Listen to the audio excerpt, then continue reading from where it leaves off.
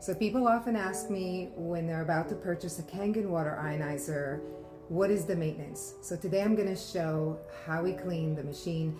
Now the machine that I have at home is the K8, which is the top of the line. It sits on top of the counter and I like it that way.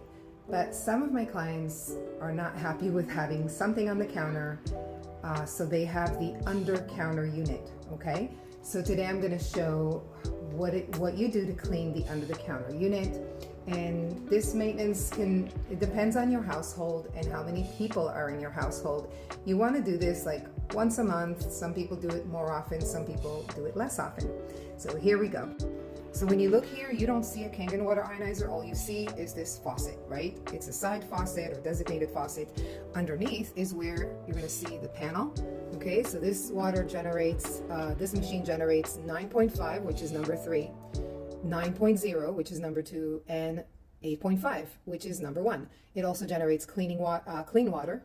That's 7.0. That's if you're taking time-release medication or you're making baby formula.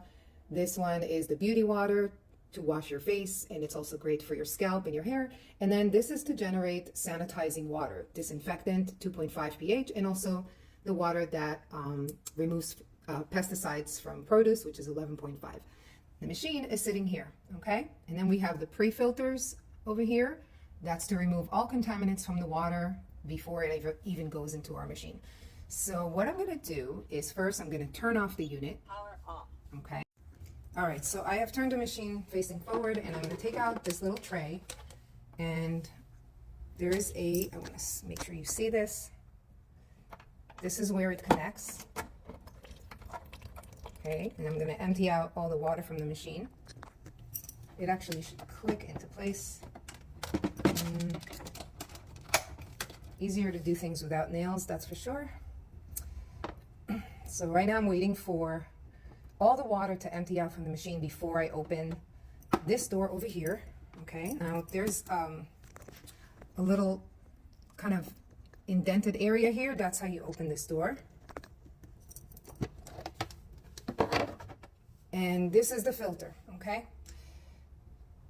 I already prepared ahead of time the cartridge. This is what's gonna replace this filter here, and it is already prepared with the powder, okay? This is a citric acid, food grade citric acid powder that we get from Enagic, and this is going to help the machine to, if there are any crystallized minerals that are sitting on the plates are very important for the ionization process, as we know, and if any crystallized minerals on the plates, this acidic powder is going to clean it. So I'm going to turn the ring. This is the ring that holds the filter down in place now that all the water has emptied out. And I usually set it just as I found it, so it's easy to put it in the right position. And when I remove the filter, there should not be any water left. And I make sure that both of the O-rings are on. Now I'm going to place the cartridge exactly where the filter was. Okay. And now that it sits nicely, I'm going to put the ring back on top. This part can get a little tricky. Sometimes the ring doesn't want to sit on the track properly, and you have to be patient with it and ask it nicely and lock it in place. All right, so we have the machine turned off.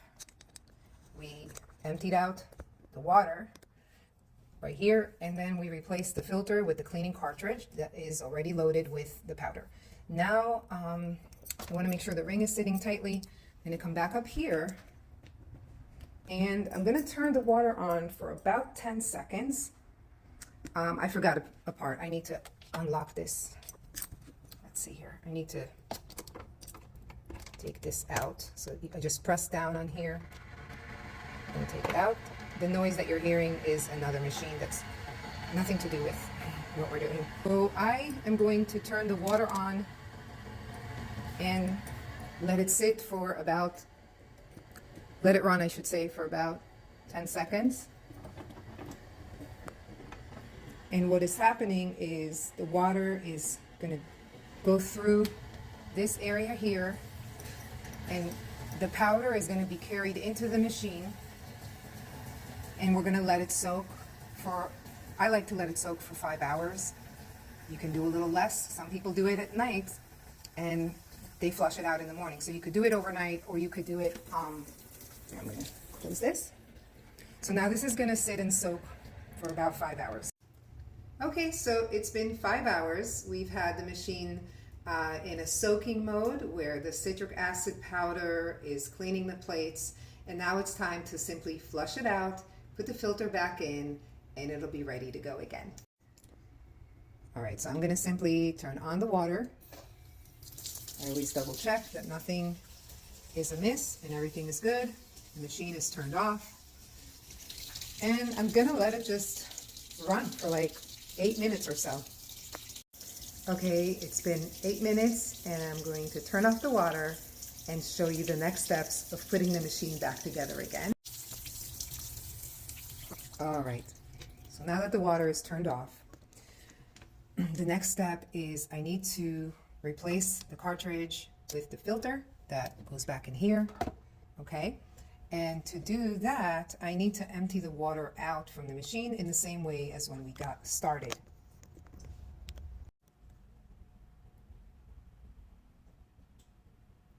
The water is now draining into here so that when we open up the cartridge, it doesn't spill everywhere. Open this up, take the ring out, take out the cartridge, and here's where I will implement the use of a little paper towel in case it's dripping. Put it in the sink, grab the filter, put it back in,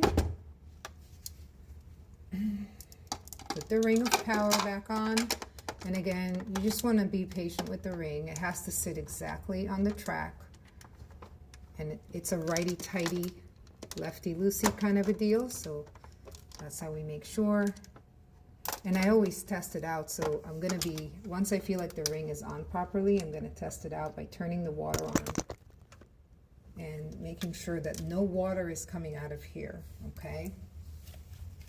Turning the water on, well actually, before I turn the water on, I got to disconnect this little baby here, otherwise the water will just continue to flow into that container, and we don't want that. So now I'm going to turn the water on. If everything is as it should be, then no water should be coming out of anywhere. Now, the under-counter unit is a little bit more, I would say, a little bit more complicated than just having a unit on top of the counter like I do at my house. But, you know, for the aesthetics, some people really just love having the unit sit under the counter and just have this side faucet showing on top. And now that we're all done, we can put